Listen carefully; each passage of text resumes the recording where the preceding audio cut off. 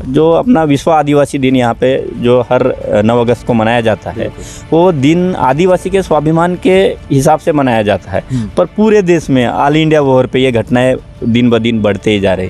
अब वो इतनी शर्मसार घटना है मणिपुर की, जहाँ पे 600 के ऊपर FIR अभी तक रजिस्टर्ड हुए, अभी तक गवर्नमेंट ने कोई एक्शन नहीं लिया। उनका जो पॉलिसी है, शासन की जो नीति है आदिवासी के विरोध में, खास करके आदिवासी के विरोध में, और साथ ही साथ SC ST OBC विजेंटी माइनॉरिटी सभी के अगेंस्ट में पॉलिसी चल रही है इस देश में। तो ये सिर्फ मणिपुर का विरोध ही नहीं, तो इसके साथ साथ बाकी जो जल जमीन जंगलों पे आदिवासी के जो अधिकार है, 80 के कानून में संशोधन करके पूरे जो भांडवल चाहिए है, पूरे जो ठेकेदार है, उसको आदिवासी बहुल क्षेत्रों की जमीन यहाँ से लीज पर दी जाने की बात हो रही है। 72 में संशोधन कर रहे हैं, 72 के वन्य जीव कानून में संशोधन करके टाइगर रिजर्व बना रहे हैं। जैसे 9 अगस्त को पूरे आदिवासी अगर रास्ते पे उतर जाते हैं तो सरकार हिल जाएंगी, उनको पता चलेगा कि आदिवासी अभी पीछे नहीं है, आदिवासी अभी जागरूक हो गया है, उसकी एकता दिखेगी। और इस आंदोलन से अगर कुछ सरकार को करना नहीं है और वो कुछ एक्शन नहीं लेती है, तो फिर हम इससे बड़ा और उग्र रूप से आंदोलन करने वाले हैं। वो खुद ही चाह रहे कि आदिवासी खत्म हो जाए, क्योंकि सुप्रीम कोर्ट का ये मानना है कि आदिवासी इस देश का मालिक है। सरकार ये बात जान चुकी है, इसलिए सरकार बार बार हमारे ऊपर हो रहे अत्याचारों का खुद ही जवाबदार है। क्योंकि यदि आने वाले समय में सरकार यदि नहीं जागी तो इसकी औकात भी दिखाने का काम करेगी, और 2024 कहीं दूर नहीं है। इसलिए आपके चैनल के माध्यम से मैं कहना चाहूँगा कि ये जो हरकतें हैं तुरंत बंद कर दे, और जो जिन्होंने ये अपराध को अंजाम दिया है उनको तुरंत फांसी पर चढ़ाने का काम करे, तभी ये आदिवासी समाज उनको माफ़ करेगा। साथ जय भीम, मैं हूं पराग महेंद्र, आप देख रहे हैं नेशनल चौपाल। आप बखूबी जानते हैं देश के अंदर में किस प्रकार के माहौल चल रहे हैं। जिस प्रकार देखा पिछले 2.5 महीने से मणिपुर के अंदर में लगातार जो जलता हुआ देखने को मिलता है, जिस प्रकार आदिवासी समाज से आने वाली 2 महिलाओं को निर्वस्त्र कर जिस प्रकार धिंडे निकाली जाती है, ये तमाम तस्वीरें देश ने देखा। 140 करोड़ जनता को, भारत को शर्म से अपने सर को झुकाना पड़ा है, और पूरे देश और दुनिया से लगातार इस मसले का विरोध होते हुए नजर आ रहा है। इस वक्त हम लोग गोंदिया में हैं, और आप मेरे पीछे देख पा रहे हैं तमाम आदिवासी समाज से आने वाले संगठनों के ये लोग हैं। इनसे हम जानेंगे, बातचीत करेंगे। बता दें, आने वाले 9 अगस्त को इन तमाम लोगों के माध्यम से आदिवासी जो संगठन है, इन संगठन के माध्यम से मणिपुर के अंदर में जो मसला हुआ है, उस तमाम मसले को लेकर एक बड़ा विरोध प्रदर्शन होने वाला है, जिसके मद्देनजर रखते हुए यहाँ पर सरकार को आगाह करने के लिए तमाम इन आदिवासी संगठनों के लोगों ने अभी निश्चय किया है। इनसे जानेंगे, बातचीत करेंगे किस तरीके का इनका विरोध प्रदर्शन रहने वाला है, और क्या क्या इन तमाम मांगे हैं, और किस तरीके से देश में बदलाव चाहते हैं। तो सर, क्या किस तरीके से आपका संगठन है, क्या संगठन का आपका नाम है, और क्या उद्देश्य है, और किस तरीके से मणिपुर की घटना को देखते हैं? हम यहाँ पे बिरसा ब्रिगेड भारत, हमारा जो राष्ट्रीय लेवल पे संगठन चलता है जी, जो सतीदादा पेंदाम और नेशनल संगठक है उसके, उनके माध्यम से संगठन चलता है। और ये गोंदिया में बिरसा ब्रिगेड जो गोंदिया जिला शाखा है, और यहाँ का रानी वीरांगना दुर्गावती समिति के माध्यम से आंदोलन यहाँ पे छेड़ा जा रहा है। ये आंदोलन जो है, तो मणिपुर घटना जो शर्मसार घटना है, उसके विरोध में जो अपना विश्व आदिवासी दिन यहाँ पे जो हर 9 अगस्त को मनाया जाता है, वो दिन आदिवासी के स्वाभिमान के हिसाब से मनाया जाता है। पर पूरे देश में ऑल इंडिया वॉर पे ये घटनाएं दिन ब दिन बढ़ते ही जा रहे। अब वो इतनी शर्मसार घटना है मणिपुर की, जहाँ पे 600 के ऊपर FIR अभी तक रजिस्टर्ड हुए, अभी तक गवर्नमेंट ने कोई एक्शन नहीं लिया। 600 बंदूकें चुराई जाती है, 60,000 गोलियां चुराए जाने की, यानी उनसे लूटी जाने की एफिडेविट सुप्रीम कोर्ट में दाखिल होती है। ये सब्जेक्ट पे गवर्नमेंट एक्शन में नहीं आती, तो उसके निषेध में हम ये आने वाले 9 तारीख को यहाँ से अपना डॉक्टर अम्बेडकर चौक से कलेक्टर ऑफिस तक निषेध रैली निकालने वाले हैं, और मोर्चा के माध्यम से वो सभी घटना का निषेध कर रहे हैं। खास तौर पर मणिपुर को लेकर ही आपका विरोध प्रदर्शन है, और तमाम मसले हैं जिसको लेकर ही विरोध प्रदर्शन आप कर रहे हैं? बेसिकली मणिपुर ये एक शुरुआत है। उनका जो पॉलिसी है, शासन की जो नीति है आदिवासी के विरोध में, खास करके आदिवासी के विरोध में, और साथ ही साथ SC ST OBC विजेंटी माइनॉरिटी सभी के अगेंस्ट में पॉलिसी चल रही है इस देश में। तो ये सिर्फ मणिपुर का विरोध ही नहीं, तो इसके साथ साथ बाकी जो जल जमीन जंगलों पे आदिवासी के जो अधिकार है, क्योंकि कैसा है, देश स्वतंत्र होने के बाद, देश स्वतंत्र होने के पहले जंगल आधारित हमारी संस्कृति थी। हम धर्म को नहीं मानते, कल्चर को मानते, तो कल्चर बेस हमारी संस्कृति थी। वो संस्कृति के माध्यम से जल जमीन जंगल के माध्यम से हमारा उधर निर्वाह होता था। बाद में एक रिजर्वेशन का पैटर्न आता है, रिजर्वेशन मिलता है, कुछ लोगों को नौकरियां मिलती है। अभी पूरा प्राइवेटाइजेशन हो गया, सभी तरफ से पूरा प्राइवेटाइजेशन गवर्नमेंट कर रही, अब नौकरियां चली जाएंगी। अब पहले अपन जल जमीन जंगलों पर हमारा उधर निर्वाह निर्भर संपर्क करता था, अब नौकरियां चली गई, इसके बाद ये जंगल भी हमारे हाथ से छीने जाएंगे। क्योंकि 1972 का वाइल्ड लाइफ का जो एक्ट है, वन्यजीव अधिनियम जिसको बोलते, उसमें इन्होंने संशोधन किए 2022 में, दिसंबर 2022 में वो 1972 में संशोधन करके इन्होंने 4 कॉरिडोर बनाए, जिसको अपन बोलते पश्चिम घाट, सेंट्रल इंडिया का कॉरिडोर, नॉर्थ ईस्ट का कॉरिडोर, शिवालिक टेकरी वाला कॉरिडोर। ये यानी एक टाइगर रिजर्व जो है ना, एक टाइगर रिजर्व 60-60 हज़ार किलोमीटर का स्क्वायर किलोमीटर में टाइगर रिजर्व बना रहे, और वहाँ से आदिवासी को विस्थापित करेंगे। अरे बाबा, ये इस देश में सबसे ज़्यादा जंगल कहाँ है? जहाँ पे आदिवासी बसते वहीं पे सबसे ज़्यादा जंगल है, और वहाँ से आदिवासी को भगा के आप कौन सा जंगल टिकाने वाले हो? यानी जो ग्लोबल वार्मिंग का इशू है, वैश्विक तापमान वाढ जिसको आप बोलते हो, वो आदिवासी को लेकर हर बार ये कहते हैं कि अगर हम जल जंगल ज़मीन को लेकर अगर जो डेवलपमेंट करना चाहते हैं, विकास करना चाहते हैं, लेकिन तमाम जो आदिवासी समाज से लोग हैं, इनको घर या फिर उनको ज़मीन या फिर जो पट्टे देना, ये तमाम तरीके की चीज़ें लगातार सरकारें कह रही है कि हम आदिवासी समाज को देने का काम करें। क्या लगता है ये सभी चीज़ें हो पा रही है? नहीं, मेरा मानना जहाँ तक है, गवर्नमेंट बोल रही है।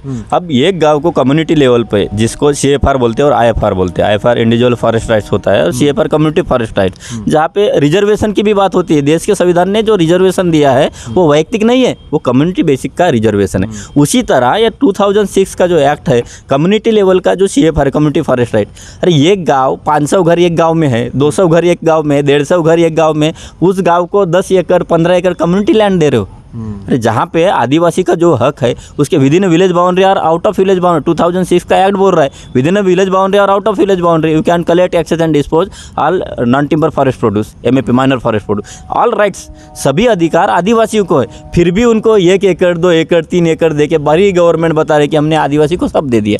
तो इस बात के अगेंस्ट में, और ये जो कानून है जो 2006 का कानून है और पेशा कानून है, इसको प्रभावित करने वाले कानून जो 72 में संशोधन कर रहे हैं, 72 के वन्यजीव कानून में संशोधन करके टाइगर रिजर्व बना रहे हैं, 80 के कानून में संशोधन करके पूरे जो भांडवलशाही है, पूरे जो ठेकेदार है, उसको आदिवासी बहुल क्षेत्रों की ज़मीन यहाँ से लीज पर दी जाने की बात हो रही है। तो उस कानून का भी हम ये 9 अगस्त के माध्यम से विरोध करते हैं। जी जी जी। और भी तमाम लोग इन सबसे जानने की कोशिश करेंगे। क्या नाम लिखते हैं और आप भी इसी संगठन से? सर, मैं बिरसा ब्रिगेड से हूँ सदस्य। मेरा मानना है कि जो मणिपुर में हो गई घटना, तो वो मानवता को शर्मसार करने वाली घटना है। तो अभी तक तो सरकार तो होश में आई नहीं है, और कितने विरोध प्रदर्शन हो रहे हैं, सरकार अभी तक जगी नहीं है। ना ही हमारे PM साहब एक शब्द बोल रहे हैं, ना ही संसद में उसके विषय में कुछ मुद्दा छेड़ रहे हैं। तो मेरा ये मानना है कि तो क्या आपका ये कहना है कि जो इस देश के अंदर में लगातार मोदी जी कह रहे हैं कि हम आदिवासियों के साथ में हैं, आदिवासी के लोगों के हक अधिकार के लिए हमेशा बात करते हैं, तो ये तमाम बातें आप गलत है, इस तरीके से कहना चाह रहे हैं? मेरा साफ मोदी साहब को ये बोलना है कि ये जो नाटक कर रहे हैं, ये नाटक बंद करें। आदिवासियों को गुमराह करने का जो है नहीं क्या, ये भी बंद करें। ये सब RSS नीति हैं। तो ये नीतियों का जो आदिवासियों के ऊपर जो कर रहे हैं जी यूज, तो करना भी बंद करें। जी।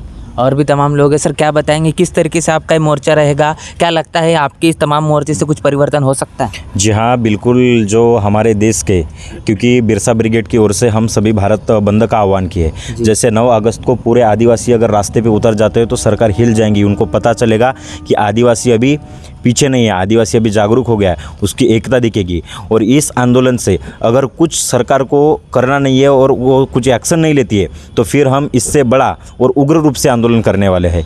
क्योंकि जैसे मणिपुर की घटना है, मणिपुर की घटना तो ये तो शुरुआत है। शुरुआत तो नागपुर से शुरू हो गई थी, G20 से शुरुआत हो गई थी। और पहला इन्होंने जो इनके जो प्रमुख कारण थे वो तो मणिपुर का हो गया, लेकिन अभी है UCC है।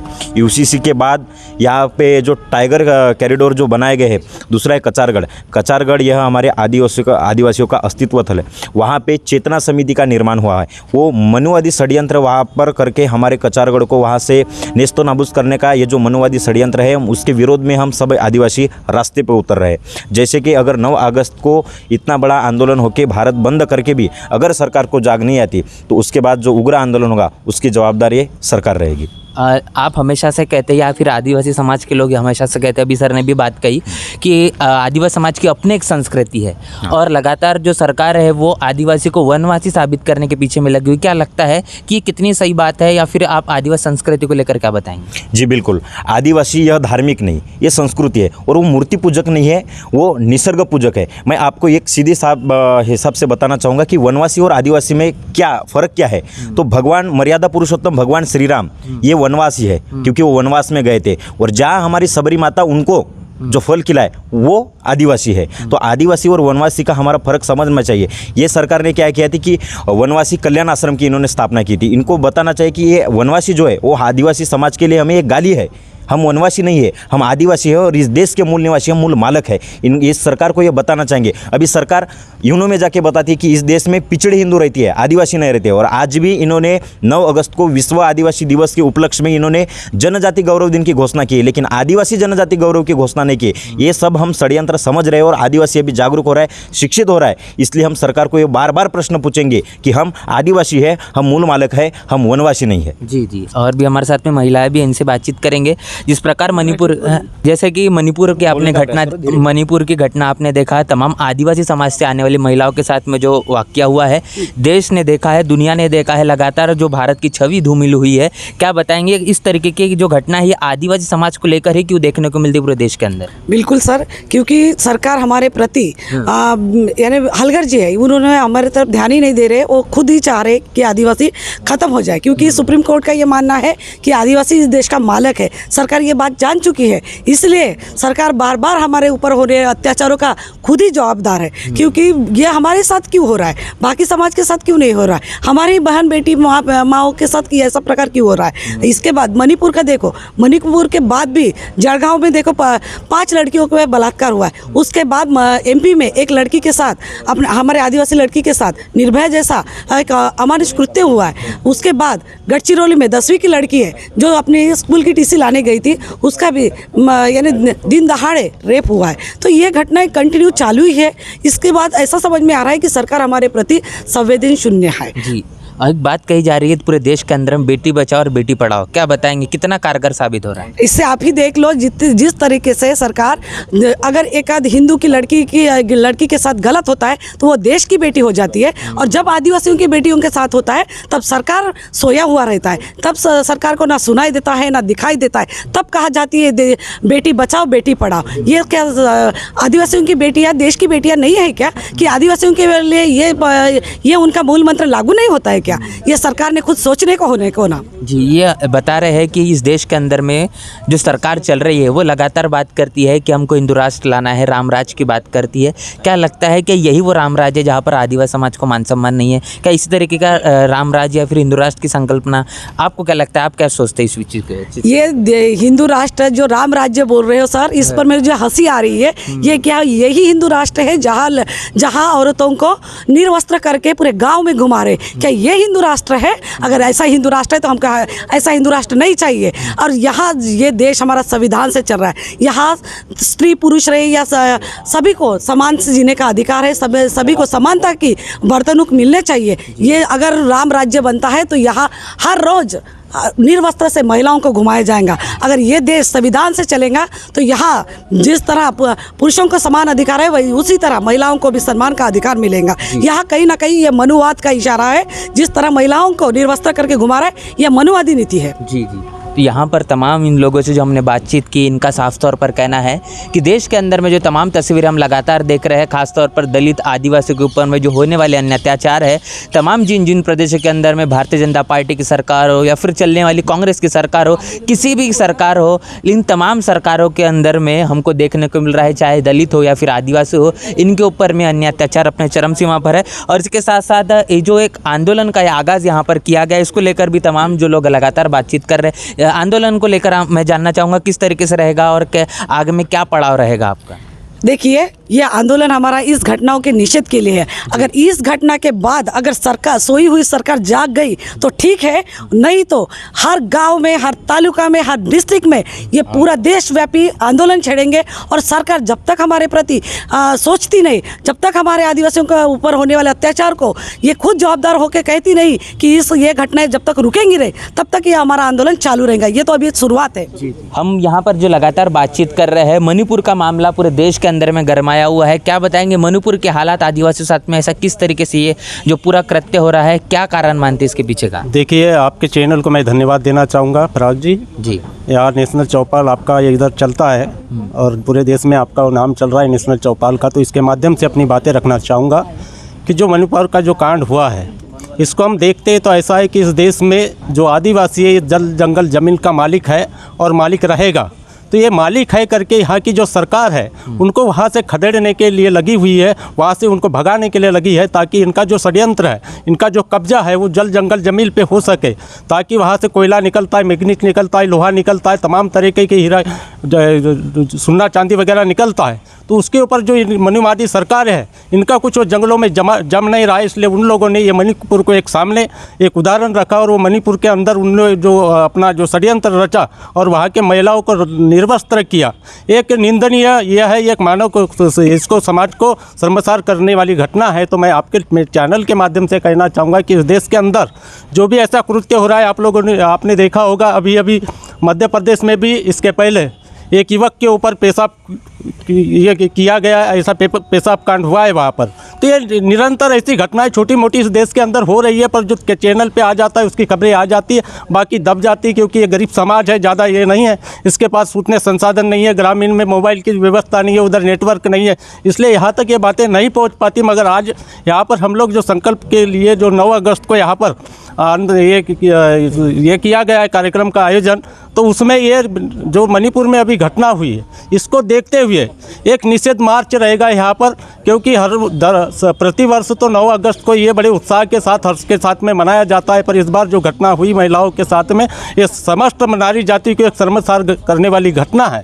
और इसको देखते हुए इस बार ज़्यादा डीजे वगैरह नाच गाना न करते हुए इसको एक शांति रूप से यहाँ पर किया जाएगा। मगर आप लोगों के चैनल के माध्यम से बता दूँ कि यदि आने वाले समय में सरकार यदि नहीं जागी तो इसकी औकात भी दिखाने का काम करेगी, और 2024 कहीं दूर नहीं है। इसलिए आपके चैनल के माध्यम से मैं कहना चाहूँगा कि ये जो हरकतें हैं तुरंत बंद कर दे, और जो जिन्होंने ये अपराध को अंजाम दिया है उनको तुरंत फांसी पर चढ़ाने का काम करे, तभी ये आदिवासी समाज उनको माफ़ करेगा, और ये जो SC समाज है ये उनको माफ़ करेगा। और आपके चैनल के माध्यम से कहना चाहूँगा कि जो भी 9 अगस्त को कार्यक्रम का आयोजन किया गया है बिरसा ब्रिगेड और रानी दुर्गावती संगठन की ओर से, तो इनको जो भी है तो इनको सबक सिखाने का भी काम हम लोग करेंगे। और इसमें तमाम जो ग्रामीण से हमारे कार्यकर्ता हैं इनसे भी अपील करूंगा कि उस कार्यक्रम में 9 अगस्त को 10 बजे से यहाँ रैली की शुरुआत होगी। डॉक्टर बाबा साहब अम्बेडकर और तहसील कार्यालय के सामने से वहाँ से शुरुआत होगी। तो तमाम कार्यकर्ताओं से मैं अपील करूँगा, हमारे आदिवासी एकता महासभा के सभी पदाधिकारियों से अपील करूँगा, वैसे ग्रामीण से आने वाले, शहर से आने वाले, गाँव से आने वाले तमाम उन पदाधिकारियों से भी निवेदन कराऊंगा, सभी अनुयायियों से अपील करूंगा कि उस कार्यक्रम में वो बढ़ चढ़ कर भाग ले और उस कार्यक्रम को अंजाम तक ले जाने के लिए प्रयास करेंगे। और आज ये हमारा भी समर्थन है, इनको आदिवासी एकता समिति हमारी ग्रामीण में चलती है, उसके माध्यम से हमने समर्थन जाहिर किया है बिरसा ब्रिगेड और रानी दुर्गावती को। तो हमारा पूरा साथ रहेगा उनको, और आने वाले समय में भी जो भी घटनाक्रम होंगे उसमें हम बढ़ चढ़ करके उनका साथ में रहेंगे। यही मैं आपके चैनल के माध्यम से कहना चाहूँगा। जय भीम, जय भारत, धन्यवाद। युवा भी हमारे साथ में है, क्या बताएंगे इस देश के अंदर में आदिवासी समाज के युवा होने के नाते क्या बताएंगे, किस तरीके से देश के अंदर में आदिवासी समाज की युवाओं की हालत हो चुकी है, देश के अंदर में मसले लगातार चल रहे हैं? धन्यवाद देता हूँ मैं आपके चैनल को। मैं राहुल लिल्ले, एक आदिवासी विद्यार्थी संघ से बिलोंग करता हूँ। मैं अध्यक्ष हूँ आदिवासी विद्यार्थी संघ का जी गोंदिया जिले में। जहाँ तक कि मैं यहाँ पे आदिवासी हॉस्टल में रहता हूँ, तो यहाँ की जो हॉस्टल देखा जाए तो यहाँ पे 1985 से यहाँ पर हॉस्टल है, लेकिन वो अभी तक के वो खाजगी स्वरूप में चलाई जाती है, जो प्राइवेट बिल्डिंग में है, जहाँ की वहाँ पे जो क्षमता है जो वहाँ पे पूरी तरीके से भरी नहीं जाती। जहाँ पे 250 का कोटा है तो सिर्फ वहाँ पे 100 जो लड़के रहते हैं, 100 लड़के, बस उन्हीं को एडमिशन मिलता है, बाकी लड़कों को यहाँ पे वंचित रखा जाता है। और यहाँ पे देखा जाए तो हॉस्टल में बराबर क्षमता के अनुसार किसी संगणक नहीं है, कंप्यूटर नहीं है, यहाँ पे लाइब्रेरी नहीं है, यहाँ पे जो हॉस्टल्स है। और यहाँ का जब आदिवासी मंत्री आता है और हमको बोलते हैं कि यहाँ पे आदिवासी बच्चों के लिए हॉस्टल्स नहीं, तो वो आदिवासी मंत्री बोलता है कि यहाँ पे आदिवासी कहाँ रहते हैं। तो हम 9 तारीख का जो आंदोलन है हमारा, हम आंदोलन करके दिखा देंगे कि गोंदिया ज़िले में कितने आदिवासी रहते हैं। और देखा जाए कि यहाँ की जो आश्रम स्कूल है वहाँ पर बराबर बच्चों को पढ़ाने के लिए जो पढ़ाई होती है, पहली से बच्चे रहते हैं वहाँ पर, जो नामांकित स्कूल में जो बच्चे रहते हैं उन्हें बराबर सुविधा नहीं मिलती, उनके लिए जिम नहीं है, उनके लिए किताबें बराबर नहीं मिलती। और जहाँ की देखा जाए तो यहाँ की आश्रम स्कूल में जो खाना मिलता है वो पानी के साथ भी अगर खाना खाए तो अच्छा लगेगा, लेकिन यहाँ के सब्जी के साथ में खाना खा के नहीं होता। इतनी बदतर अवस्था यहाँ के आश्रम स्कूल की है। और यहाँ पे जो हॉस्टल पे देखा जाए तो यहाँ जो प्राइवेट से जो बिल्डिंग चलती है, यहाँ की जो छत है वो पानी से गिरते हैं। और तो फिर जो जहाँ पर देखा जाए तो कैसा है, मतलब सोने के लिए बराबर उनको व्यवस्था नहीं है। और जो डीबीटी जो सरकार ने चालू किया है, मतलब 3000 रुपये वो मंथ का देता है, जो डीबीटी के माध्यम से ऐसा होता है कि बच्चा पैसे लेता है और वो घर पे रहता है, लेकिन उसका बराबर तरीके से यूज नहीं करता। जो जहाँ पे जो मंथली जो पैसे मिलते हैं, यहाँ पे जो मासिक भत्ता बोलते हैं, वो बराबर बच्चों को मतलब पूरता नहीं। 600 रुपये जो महीने का मिलता है उसमें कुछ बढ़ाया जाए। और डीबीटी बंद करके जो पहले हॉस्टल में जो मेस मिलता था वो ठीक था, उससे बच्चों की मतलब समय भी नहीं जाता था और पढ़ाई के लिए वो अच्छा रहता था। लेकिन अभी बच्चे का जो मानसिक जो दुर्गम जो परिणाम है वो उसके ऊपर में बहुत अतिरिक्त किया जाता है। और मैं आदिवासी विद्यार्थी संघ के हिस्सा सदस्य होने के नाते मैं बोलता हूँ कि आदिवासी लड़कियों पे या लड़कों पे जो अत्याचार हो रहा है वो कब तक के सहेंगे। जब जहाँ की देखे जाए कि मैं भी एक हॉस्टल का विद्यार्थी हूँ, और हॉस्टल के विद्यार्थी माने तो नासिक में त्र्यंबकेश्वर हॉस्टल से 25 लड़कियों को एक वहाँ का आमदार एक बियर बार में नाचने के लिए लेके जाता है। ये कितना अत्याचार हो रहा है। गढ़चिरौली में एक छात्र 10वीं की जब वो टीसी निकालने स्कूल में जाती है तो उस वहाँ का जो शिक्षक है वो उस पर बलात्कार कर रहा है। हम कब तक यहाँ पे सहेंगे। और जहाँ तक कि बोले तो मणिपुर में जो इतना अत्याचार हुआ है, जहाँ के घर अभी जल रहे हैं और जो अत्याचार अभी भी शुरू है, हम उसके खिलाफ में यहाँ पे 9 तारीख को गोंदिया में महाजन आक्रोश आंदोलन कर रहे हैं। जी जी, ये तमाम जो बड़ी बातें हैं और जिसके साथ देखा कि किस तरह तरीके से इस देश के अंदर में आदिवासी समाज के साथ लगातार अन्य अत्याचार है और इन तमाम अत्याचारों पर किसी भी तरीके की लगाम लगते हुए नहीं नज़र आ रही है। और ये तमाम चीज़ें किस तरीके से परिवर्तित हो गई, इन चीज़ों को लेकर लगातार हम इन लोगों से बातचीत कर रहे हैं। तो यहाँ पर जो है बिगुल बच चुका है, आगाज़ कर चुके हैं तमाम आदिवासी समाज से लोग। बता दें कि जिस प्रकार इस देश के अंदर भारतीय संविधान लागू हुआ, उसके बाद में दलित आदिवासियों को लेकर जो उनको हक अधिकार मिले, जो उन्होंने शिक्षा ग्रहण की, आज वो सवाल कर रहे सरकार से और आँख से आँख मिलाकर सीधा उनसे सवाल करने का काम कर रहे कि इस देश के अंदर में जो अन्य अत्याचार है उसको सहन कदापि नहीं किया जाएगा, उसके खिलाफ में लगातार आवाज़ उठाई जाएगी। आने वाले 9 अगस्त को विश्व आदिवासी दिवस के उपलक्ष्य पर यह बड़ा आंदोलन गोंदिया के अंदर में होने वाला है और ज्ञापन सौंपा जाएगा और साथ ही साथ सरकार को लगातार सवाल किए जाएंगे। इस पूरे मसले को लेकर, पूरी बातचीत को लेकर क्या आपकी राय प्रतिक्रिया कमेंट बॉक्स में लिखकर जरूर बताएं। बने रहे नेशनल चौपाल के साथ, मिलते हैं नए वीडियो में, तब तक के लिए जय भीम, जय भारत। बहुजन विचारधारा को घर घर तक पहुंचाने के लिए हमारे YouTube चैनल को सब्सक्राइब करें, लाइक करें, कमेंट करें, शेयर करें और बेल आइकन की घंटी दबाना ना भूलें।